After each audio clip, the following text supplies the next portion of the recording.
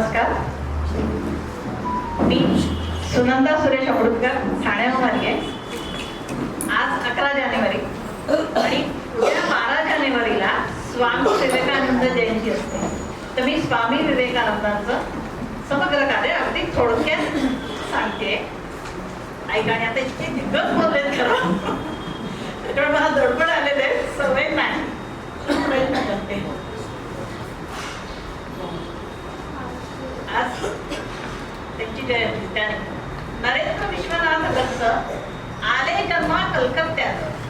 नरेंद्र विश्वनाथ दत्त आले जन्मा कलकत्त्यात.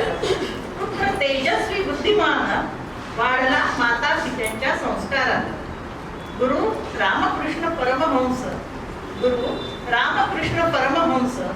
काली मातेचा हा उपासक. घडावे दर्शन प्रत्यक्षात तळमळ त्याची आंतरिक. देणगी सुरेला आवाजाची होते वेद भजनाचे. काली मातेस आळविता बहरले नाते गुरु शिष्याचे.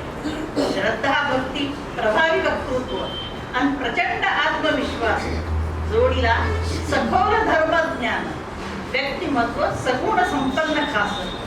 शिकागोच्या सर्व धर्म परिषदेत बंधू आणि भगिनी शब्द निघताच मुखातून.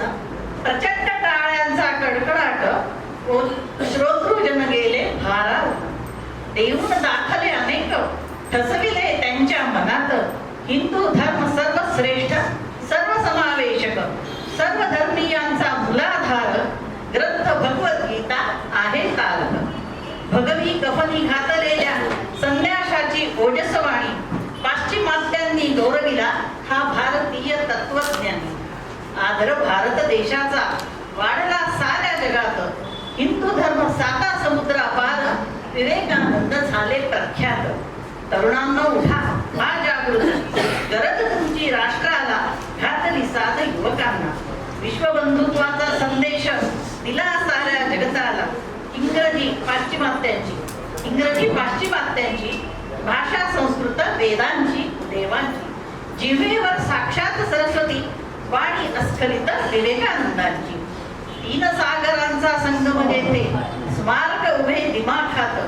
प्रभाव ऊर्जेचा ध्यान मंदिरात. त्यांच्या कार्याचा प्रसार सशक्त राष्ट्र निर्मितीस.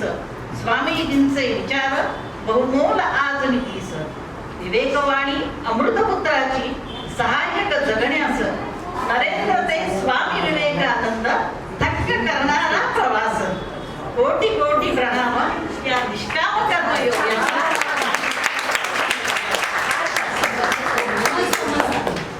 समयोचित निम्म्यानंतर सभेवर सुंदर आला आणि समयोचित वाढला. उद्या